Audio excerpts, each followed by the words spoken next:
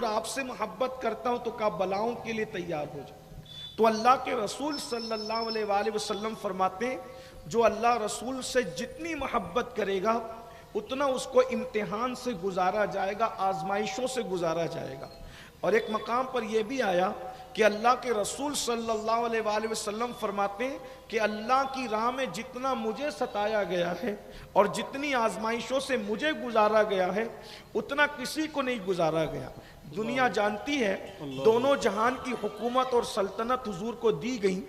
काहिर हुकूमत, अरब व अजम में जिसके डंके, शर्क व गर्ब में जिसके डंके, फर्श से अर्श तक जिसके डंके, ज़मीन और ज़मा सब उनके लिए, मकीन व मका उनके लिए, चुनीन व चुना उनके लिए, जिब्रील के ताज के मोती जिसके कदमों को सजदा करें वो मुस्तफ़ा करीम की शान है। लेकिन अल्लाह अकबर, उस सुल्तान खुबा, उस सुल्तान आलिमियान, उस मालिक जन्नत के फ़क्र फाके का हाल ये कि कभी कभी लिबास में 17 पेवन है और वो भी एक कपड़े के नहीं, अलग अलग कपड़े के, और दो महीने तक कभी कभी घर में चूल्हा नहीं जलता। शान ये है, अंदाजा फरमाए। तो ये इम्तिहान अल्लाह वालों का होता है और अल्लाह वालों का ही इम्तिहान होता है और किसी का इम्तिहान नहीं होता। इस तनाजुर में जब हम अहलुल बैत को देखते हैं, हुजूर के घर वालों को, क्योंकि अल्लाह के रसूल ने पैदा होते ही जन्नती जवानों का सरदार कह दिया था, तो माज़ अल्लाह कोई बदबख्त ये न कहे कि हुजूर ने खालिस मोहब्बत में सरदार बना दिया, जैसे और लोग अपने बेटों को मोहब्बत में कुछ का कुछ बना देते हैं। अल्लाह अकबर। आज के दौर के हिसाब से लोग सोच सकते हैं कि सलाहियत नहीं होती, हैसियत नहीं होती, इल्म नहीं होता, तकवा नहीं होती, पर तकवा नहीं होता, परहेजगारी नहीं होती, फिर भी इंसान पिदरी शफकत की बुनियाद पर इस दौर में अपनी औलाद को कुछ का कुछ ओहदे दे देता है। तो माज़ अल्लाह मौजूदा दौर के हालात को देखकर लोग माज़ अल्लाह ये ना कहें कि मोहब्बत में ये मर्तबे दे दिए गए। अल्लाह ने ऐसे इम्तिहान से, आजमाइश से गुजारा कि देख लो, अगर महबूब ने जन्नती जवानों का सरदार बनाया है और इन लोगों को हमने अपने खास बंदे बनाए हैं, तो करबला में इनकी शान देखो, जहर पीते हुए इन लोगों को देखो। अल्लाह अकबर। एक बात आपको बताऊं, कुल करबला का नतीजा ये है कि करबला कामयाब है, करबला कामयाब है इसलिए कि बंदे दो दुआ करते हैं कायनात में, दो दुआ करते हैं। क्या? ए अल्लाह मैं रहूं तो सर सब्ज रहूं। क्या कहते हैं? हम रहें, सर सब्ज रहें और दुनिया और आखिरत में सुर्ख रूह हो जाएं। लोग सरसब्जी भी मांगते हैं और सुर्ख रूई भी मांगते हैं। इस सरसब्जी को देखना है तो शहादत हसन को देख लो और सुर्ख रूई को देखना है तो शहादत हुसैन को देख। सुर्ख रूई कहते हैं लाल चेहरे को, सुरखरुई कहते हैं लाल चेहरे को। हाय हाय, अब कौन इनको नाकाम कहेगा? इसलिए कि जिसकी तुम दुआएं मांगते हो उसकी जलवा आराइयां वहां नजर आ रही है, उसकी फबन वहां नजर आ रही है। हुआ ये था कि जिसको नाजों से पाला था, जिसके कान में अजान पढ़ी थी, जिसे अपनी ज़बान दे करके, ज़बान चुस्वा करके बड़ा किया था, जिसको कंधों पे उठाया, जिसके हाथों में अपनी जुल्फ़ों को दिया, जिसके लिए सवारी का इंतज़ाम किया, बल्कि अपनी पुश्त पर बिठा के कहा ये तुम्हारी सवारी आ गई। हालत रुकू में आए तो पैर दराज करके उनको आने जाने का रास्ता बना दिया, हालत सजदा में आए तो सजदे को तवील कर दिया, जिसके लिए कहा फातिमा मेरे हुसैन को, हसन को न रुलाया करो, जब ये रोते हैं तो मेरा दिल दुखता है, मुझे तकलीफ होती है। फरमाया ये मेरे बेटे हैं, मेरी बेटी के बेटे हैं। अल्लाह अकबर। फरमाया इनसे मेरी नस्ल चलेगी, क़यामत तक मेरी नस्ल चलेगी। अल्लाह अकबर। जिनकी मोहब्बत को अपनी मोहब्बत करार दिया, जिनकी उल्फत को अपनी उल्फत करार दिया, जिनकी मोहब्बत को ईमान की निशानी करार दिया, जिनकी मोहब्बत को निफाक के खात्मे का सबब करार दिया, जिनकी मोहब्बत को सही नसब होने का एक गोया के मेयार करार دیا, جن کی محبت کو پوترتا اور پاکیزگی کا ایک معیار قرار دیا. اللہ اکبر. اب ان پر وقت آتا ہے, نانا دنیا سے تشریف لے جاتے ہیں, 60 ہجری کا سن آتا ہے, اور پھر وہ دلوں کو دہلا دینے والی داستان, کبھی نہ ختم ہونے والی داستان, کبھی نہ مٹنے والی داستان, کبھی نہ گھٹنے والی داستان, کبھی نہ سمٹنے والی داستان دنیا کے سامنے رونما ہوتی ہے. دنیا اس پر پانی کے نہیں بلکہ خون کے آنسو بہاتی رہے گی. کائنات کے اندر جو ہے اللہ اکبر خون حسین کی رنگینی ہمیشہ اپنی تازگی کو باقی رکھے گی. پھر وہ وقت آتا ہے کہ 60 ہجری ہے, رجب المرجب کا مہینہ ہے, اور رجب المرجب کا آخری ہفتہ ہے. آخری ہفتے کے آخری ہفتے میں اللہ اکبر ولید جو مدینۃ الرسول کے صوبہ دار گورنر تھے, انہوں نے اللہ کے رسول علیہ السلام کے نواسے کو, جنہیں دنیا امام حسین علی جدہ والہ السلام کہتی ہے, ان کو دوپہر کے وقت میں بلاوا بھیجا. عبداللہ ابن زبیر کو بھی رضی اللہ تعالیٰ بلاوا تھا, ابن عمر کو بھی بلاوا تھا. ابن زبیر اور سرکار امام حسین مدینۃ الرسول میں, مسجد نبوی میں, روضہ رسول کے قدموں میں بیٹھے ہوئے عبادت میں مصروف تھے. اچانک قاصد آتا ہے. آنے کے بعد قاصد کہتا ہے, امیر بلاتے ہیں. امام علی مقام علی جدہ والہ السلام آنکھوں ہی آنکھوں میں ابن زبیر سے باتیں کرتے ہیں. ابن زبیر کہتے ہیں اس وقت مدینے کا صوبیدار کسی سے ملاقات نہیں کرتا, دوپہر کے وقت میں ملاقات, ایسا لگتا ہے شاید بادشاہ دنیا سے تشریف لے گئے ہیں, اور سردار کے جانے کے بعد ہو سکتا ہے کہ ان کی موت کی خبر مشہور ہو, اس سے پہلے ہمیں تنہائی میں بیعت لینے کی کوشش کی جا رہی ہے. اور پھر ابن زبیر فرماتے ہیں ایک کام کرتا ہوں, میں تو یہاں سے چلا, میں امیر سے ملاقات نہیں کروں گا. میرے امام نے فرمایا مجھے بھی ایسا ہی لگتا ہے کہ شاید دنیا سے کوچ کر گئے ہیں ہمارے بادشاہ, اور اس کے بعد میں جاتا ہوں, بات کرتا ہوں, میں اپنے ساتھیوں کو لے کر کے جاؤں گا. اور پھر اس کے بعد امام پاک گھر پہنچے, اپنے جوانوں کو, ہاشمی جوانوں کو ساتھ لیا. ساتھ لینے کے بعد جیسے ہی ولید کے پاس پہنچے تو مروان کو موجود پایا. مروان وہاں موجود تھا. آپ نے جا کر سلام علیک کیا اور اس کے بعد بیٹھ گئے. تو بڑی نرمی کے ساتھ, ولید چونکہ نرم دل انسان تھے, ولید نے کہا امام علی مقام سے کہ حسین, حضرت امیر معاویہ دنیا سے تشریف لے گئے ہیں, آپ کا وصال ہو گیا ہے. آپ نے انا للہ پڑھی اور اللہ کی بارگاہ میں دعا کی, اللہ معاویہ پر رحم فرمائے, رحمت فرمائے, ان کے لیے مغفرت کی دعا فرمائی. اور اس کے بعد فرمایا پھر کہا یزید جو ہے وہ تخت پر متمکن ہو گیا ہے, یزید جو ہے وہ خلیفہ بنا ہے. خلیفہ انہوں نے کہا یزید بادشاہ بنا ہے, اس لیے کہ خلافت راشدہ امام حسن مجتبیٰ کے 6 ماہ پر ہم اہل سنت کے عقیدے میں ختم ہو جاتی ہے, اور اللہ کے رسول علیہ السلام کی صحیح حدیث ہے. تو یزید بادشاہ بن گیا ہے, تو آپ ان کے لیے, یزید کے لیے بیعت کریں. امام نے فرمایا مجھ جیسا آدمی جو مشہور ہے, معروف ہے, کائنات کے اندر میری عزت ہے, شرق غرب میں عظمت کے ڈنکے بجتے ہیں, ایسے چھپ چھپا کر بیعت کرنا یہ میرا کام نہیں. آپ قوم کو جمع کریں, اہل مدینہ کو جمع کریں, اس کے بعد دیکھا جائے گا. اور یہ کہنے کے بعد جب آپ اٹھ کر کے کھڑے ہوئے, مروان ابن حکم نے کہا ولید سے کہ ولید ان سے بیعت لے لے.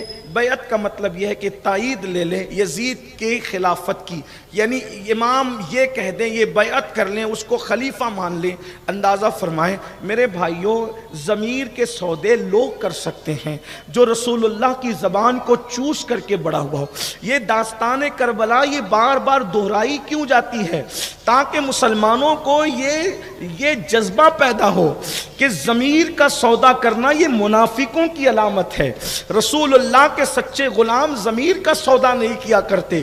آج مسلمانوں کے ضمیر اللہ اکبر نیند میں سو رہے ہیں. مسلمانوں کے ضمیر یہ تو نہیں کہتا مردہ ہو رہے ہیں, مسلمانوں کے ضمیر مردہ نہیں ہے, خوابیدہ ہو چکے ہیں. اللہ اکبر. اس لیے کائنات کے اندر جو ہے یہ جو کرپشن چل رہے ہیں, یہ جو جرائم چل رہے ہیں, جو برائیاں چل رہی ہے, اسی کا نتیجہ ہے. ایک دور تھا کہ کوئی شراب کا, جوئے کا دھندا کرتا تھا تو پورا محلہ اس کے خلاف اٹھ کر کھڑا ہوتا تھا. کسی کا کسی لڑکی کے ساتھ افیئر ہوتا تھا تو पूरा मोहल्ला उसका बाइकाट कर देता था। कोई किसी के साथ जिना करता पकड़ा जाता था तो पूरा मोहल्ला उसका बाइकाट कर देता था।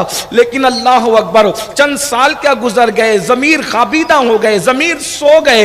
हुसैनियत कहाँ है? हुसैन पाक का नाम है, हुसैन पाक की महफिलें हैं, हुसैन पाक का शरबत है, हुसैन पाक के नारे हैं, लेकिन जमीर हुसैन को आवाज दीजिए, काफिले हिजाज में कोई हुसैन नजर ही नहीं आता। दरियाए दजला और फुरात के गेसू तो ताबदार हैं, उसके गेसू तो दराज है, लेकिन काफिले हिजाज में कोई हुसैन नजर नहीं आता। अल्लाह अकबर। इसलिए दुनिया के हुक्मरान अपनी मन मर्जी का कारोबार कर रहे हैं, इसलिए कि उन वक्त के यजीदों को जो यजीदियत के अलंबरदार हैं, लगाम देने के लिए कोई हुसैनी किरदार हमारे दरमियान मौजूद नहीं। मेरे इमाम ने अल्लाह अकबर इरशाद फरमाया, ऐसे मैं छुप कर बैत नहीं करता, यजीद की ताईद नहीं करता, उसको खलीफा नहीं मानता। लोग आजकल के हमारे नौजवान सोचते बैत कर लेते, जान बचती, बच्चे बचते, वतन बचता, इज्जत बचती, आबरू बचती, ये होता, वो होता, वो होता। अल्लाह के बंदो, जो कुछ बचने की तुम बात कर रहे हो, इमाम हुसैन की निगाह में उनके लिए कोई इज्जत ही नहीं थी, इसलिए कि इमाम के नजदीक एक ही मकसद था, दीन जिंदा रहे, दीन का सिस्टम जिंदा रहे। एहतजाज किया आपने एक शराबी के खिलाफ, एक फासिक के खिलाफ, एक फाजिर के खिलाफ, एक दीन के गद्दार के खिलाफ, एक बागी के खिलाफ, एक तागी के खिलाफ, ताकि दुनिया को पता चले जब भी कभी जमीर का सौदा हो दोस्तों, कायम रहो हुसैन के इनकार की तरह। कितनी बड़ी कुर्बानी दी है दीन के सिस्टम को बचाने के लिए, कितनी बड़ी कुर्बानी दी है दीन के इक़दार को बचाने के लिए, कितनी बड़ी कुर्बानी दी है दीन की आबरू को बचाने के लिए। जिस वक्त इमाम ने कहा मैं बैत नहीं करता, पब्लिक जमा करो उसके बाद देखा जाएगा, तो मरवान बिन हकम ने कहा कि वलीद अगर ये आज तेरे चुंगल से निकल गए तो फिर कभी तू इन पर काबू ना पा सकेगा। यजीद का खत जो तुझे आया है, यजीद के खत का मजमून भी ये था, हुसैन से, इब्ने जुबैर से, इब्ने उमर से बैत लो, बैत नहीं करते तो उनकी गर्दनें उड़ा दो और उनके सर को मेरे पास भेज दो। यानी अब अव्वल दिन से कत्ल की बात और शहादत की बात चल रही थी।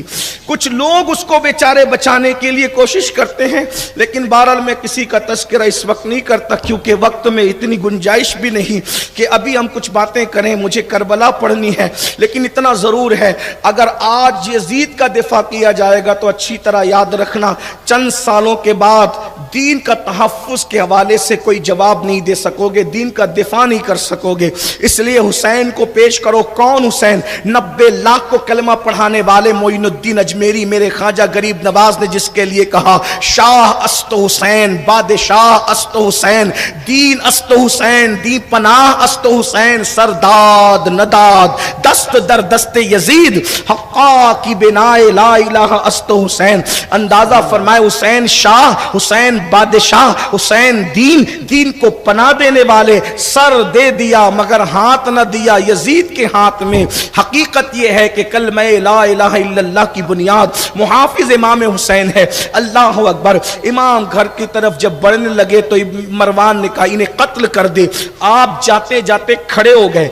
जुरत थी, हुसैन जुरत का नाम है, हुसैन बहादुरी का नाम है। अल्लाह के रसूल ने फरमाया हसन और हुसैन अर्श की दो तलवारें हैं, तलवारें। मेरे भाई जमीन की तलवार ऐसी होती है तो जिसे अर्श की तलवार खुदा ने बनाया हो वो कैसे होंगे? मेरे आका ने फरमाया हसन और हुसैन अर्श की दो तलवारें हैं। वो डट करके खड़े हो गए। बहादुर माँ का दूध पिया था, बहादुर बाप का खून रगों में दौड़ रहा था, और कायनात का सबसे बहादुर इंसान जिसे मोहम्मदुर रसूलुल्लाह कहा जाता है, सबसे ताकतवर इंसान जिसको बारे दो आलम की परवाह नहीं, ऐसे बाजू की कुव्वत पे लाखों सलाम। पहाड़ जिस कुरान के बार को उठा न सके, लौ अनज़लना हाज़ल कुरान अला जबलिल लरअयता खाशियम मुतसद्दियम मिन खशियतिल्लाह। पहाड़ जिस कुरान के बार को उठा न सके, वो बार सीने मोहम्मदुर रसूलुल्लाह ने उठाया था। ऐसी ताकतवर हस्ती की गोद में हुसैन पाक ने परवरिश पाई थी। रसूलुल्लाह की सैयदुल मासूमीन की गोद में मेरे इमाम अली मकाम ने परवरिश पाई थी। इमाम डटकर खड़े हो गए। फरमाया वलीद तू मुझे मारेगा या ये मुझे मारेगा? और फरमाया ओ इब्ने ज़रक़ा, ओ इब्ने ज़रक़ा, ज़रक़ा के बेटे, اب جا کر کے کتاب میں ڈھونڈنا یہ زرقہ کون تھی. اس کا مطلب یہ جتنے لڑے ہیں کوئی شریف نہیں تھا. ہاں زرقہ کے بارے میں میں کچھ نہیں کہوں گا، لیکن نوجوانوں کو کہوں گا یہ جتنے مقابلے میں کھڑے ہوئے تھے آپ ڈھونڈ لیں گے. امام حسین نے بڑی شرافت کے ساتھ اس کو بے حجاب فرمایا. یہ امام حسین کی شرافت. او ابن زرقہ، او زرقہ کے بیٹے، تو مجھے قتل کرے گا؟ مروان کو کہا. اب مروان وہ ہے کہ جس پہ اس کے باپ پہ حضور نے لعنت فرمائی، اور اس کے باپ کو کان پکڑ کے مدینہ منورہ سے باہر کیا تھا. مروان بھی کچھ لوگوں کا ہیرو ہے، لیکن میرے آقا علیہ الصلوۃ والتسلیم رحمت للعالمین جو دشمن کے لیے چادر بچھائیں، آخر مروان کا باپ کتنا کمینہ ہوگا کہ حضور کان پکڑ کر اس کو مدینہ منورہ سے باہر کر. یہ باتیں اس کی طرف آپ کی توجہ رہنی چاہیے. بہرحال عرض یہ کر رہا تھا، او ابن زرقہ، تو مجھے قتل کرے گا یا یہی قتل کریں گے؟ تو جھوٹ بولتا ہے. ولید نے کہا حضرت آپ تشریف لے جائیں، اس کی بات میں نہ آئیں. اور آپ جب گئے تو ولید نے کہا اللہ کی عزت کی قسم اگر پوری دنیا کی دولت بھی ایک پلڑے میں رکھی جائے اور مجھے کہا جائے کہ میں امام حسین کو شہید کر دوں تو میں امام حسین کو شہید نہیں کر سکتا، کیونکہ ان کو جو شہید کرے گا وہ رسول اللہ کو منہ کیا دکھائے. حضور کے نواسے ہیں، اللہ کے رسول صلی اللہ علیہ وآلہ وسلم کے نواسے ہیں. امام پہنچے. گھر پہنچنے کے بعد آپ نے گھر والوں سے کہا اب ہمیں مدینہ منورہ میں نہیں رہنا، تیاری کرو ہم مدینہ کو چھوڑ دیں. یہ اس منزل پر آنے کے بعد کیا مسلمان نوجوانوں کا کلیجہ منہ کو نہیں آتا کہ دین کتنا اہم ہے کہ امام علی مقام جس کا سب کچھ مدینہ منورہ میں ہے، حفاظت دین کے لیے جس مدینہ منورہ کو ایک نظر دیکھنے کے لیے ہر مسلمان دعا کرتا ہے، دکھا دے یا الہی وہ مدینہ کیسی بستی ہے جہاں پہ رات دن مولا تیری رحمت برستی ہے. کیا ہستی ہے امام حسین. اسی مدینہ منورہ کو جس میں آپ اب اللہ اکبر تقریباً 55 سال زندگی کے مدینہ طیبہ میں گزار دی، فرماتے ہمیں مدینہ منورہ میں نہیں رہنا، تیاری کرو. کون کون جائے گا؟ تو کہا محمد بن حنفیہ نہ جائیں گے، عبداللہ ابن جعفر نہ جائیں گے، بی بی سغرا نہ جائے گی، باقی سب چلنے کی تیاری. یہ چند لوگوں کے نام میں نے لے لیے. اس کے بعد امام نے کہہ دیا چلنے کی تیاری کرو، تو تیاری ہونے لگی. جیسے ہی مدینۃ الرسول میں سورج غروب ہوا، خاندان نبوت کے یہاں آنسوؤں کی برسات ہے. اونٹ تیار ہو رہے ہیں، کجاوے کسے جا رہے ہیں.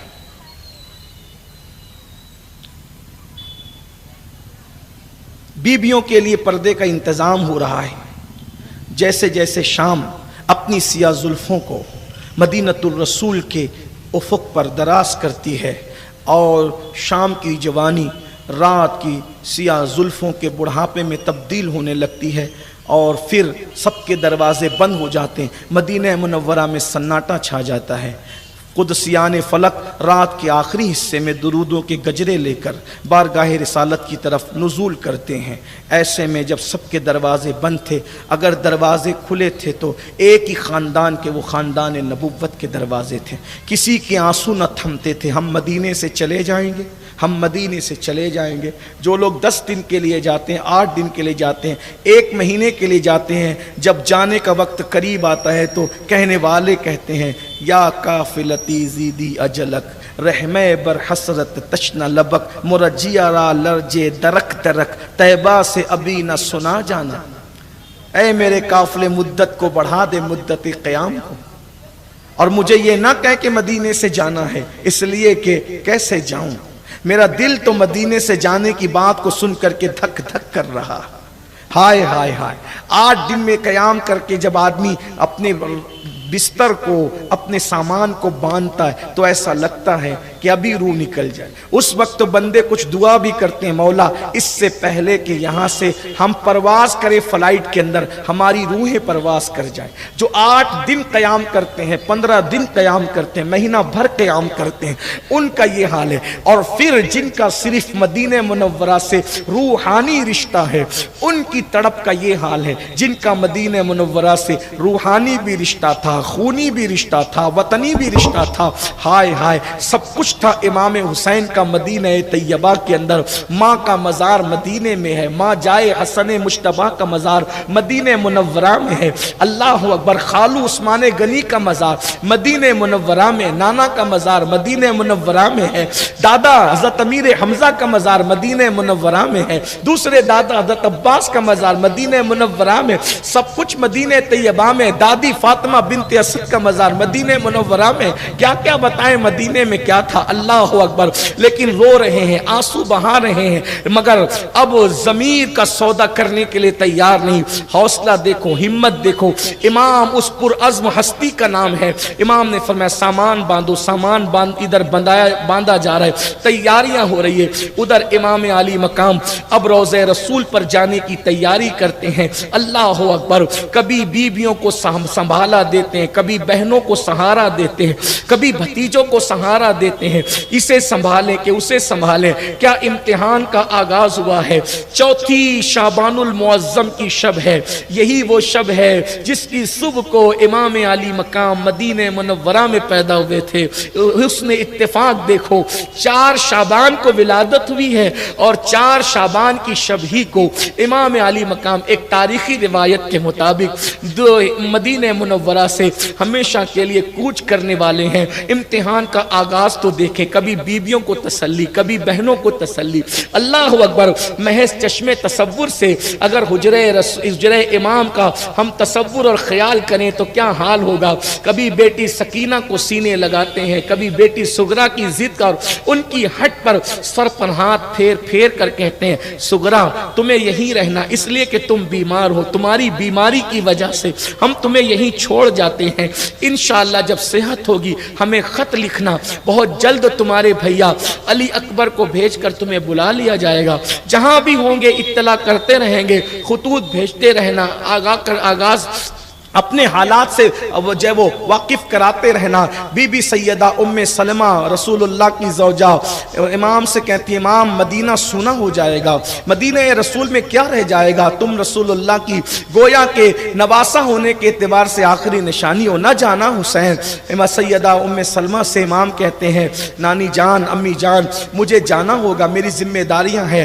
بالآخر امام ادھر ساری تیاریوں سے فارغ ہو کر کے ادھر جو ہے اللہ اکبر مزار رسول کی طرف جاتے ہیں، ماں کی بارگاہ میں حاضری دی، بھائی کی بارگاہ میں حاضری دی، دادا سید الشہداء امیر حمزہ کی بارگاہ میں حاضری دی، اور اس کے بعد اخیر میں میرے امام نانا کی بارگاہ میں حاضری کے لیے جاتے ہیں۔ محض چشمے تصور سے جب اس بارگاہ عالی جا کا تصور کرتے ہیں کیا کیفیت ہوئی ہوگی جب ایک عاشق زار آج الوداعی حاضری دیتا ہے تو اس کی کیفیت کیا ہوتی ہے۔ میرے امام کی کیفیت کا تصور کریں، امام علی مقام ہاتھ باندھ کر دست بستہ نانا کے مزار پر کھڑے ہیں، کبھی لپٹ جاتے ہیں، پورا وجود جانے کے تصور سے تھر تھر کانپ رہا ہے۔ امام علی مقام کے آنسو رکتے نہیں، آنسوں سے داڑھی شریف تر ہو جاتی ہے، موٹی موٹی آنکھوں سے موٹے موٹے آنسو اللہ اکبر ساون بھادوں کی طرح بہتے ہیں،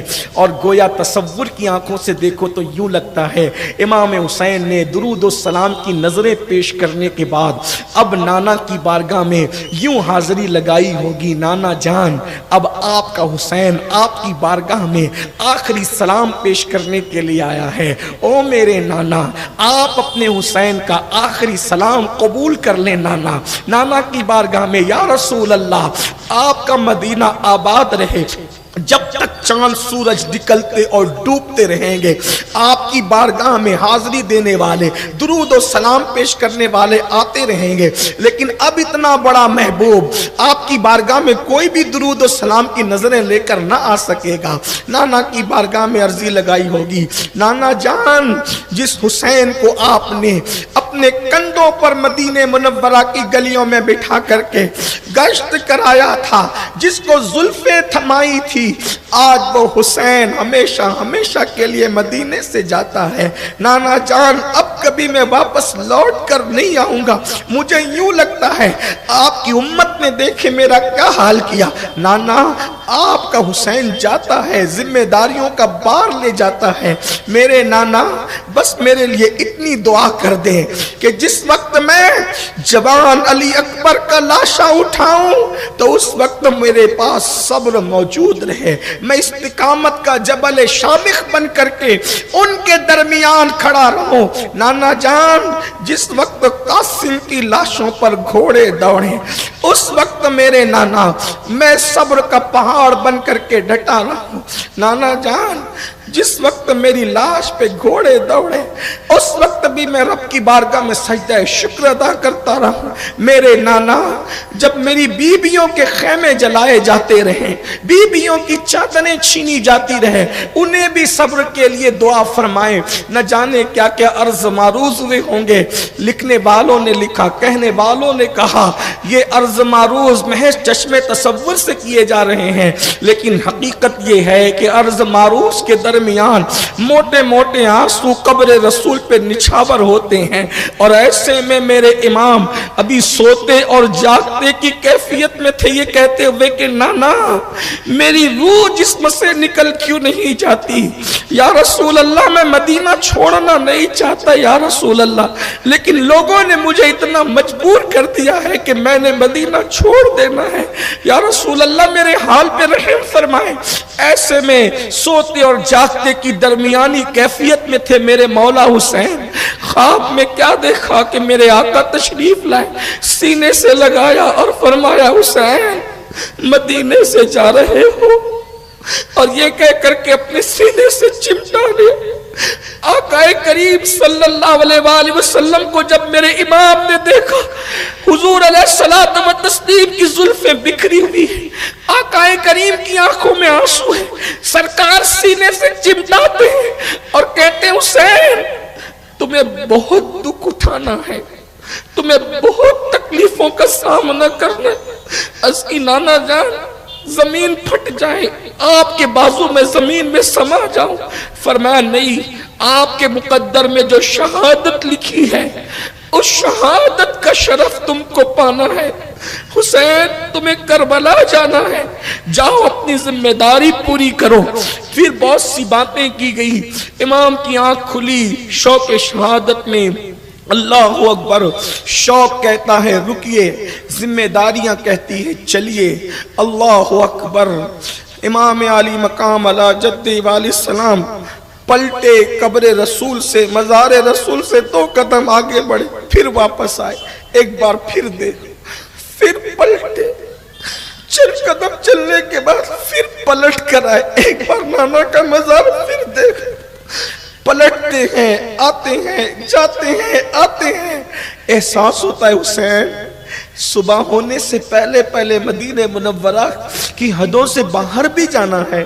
میرے امام آخرکار نکلے، اللہ اکبر۔ ایک کشتہ عشق رسول نے بڑی خوبصورت بات لکھی، محرابوں نے جھک کر کے سلامی دی، محرابوں نے جھک کر کے سلامی دی، اور میناروں نے کھڑے ہو کر کے تعظیم دی، اور کربلا کا مسافر مسجد نبوی سے یوں نکلا کہ مسجد کی در و دیوار گردن اٹھا اٹھا کر سیدہ کے لال کو آخری مرتبہ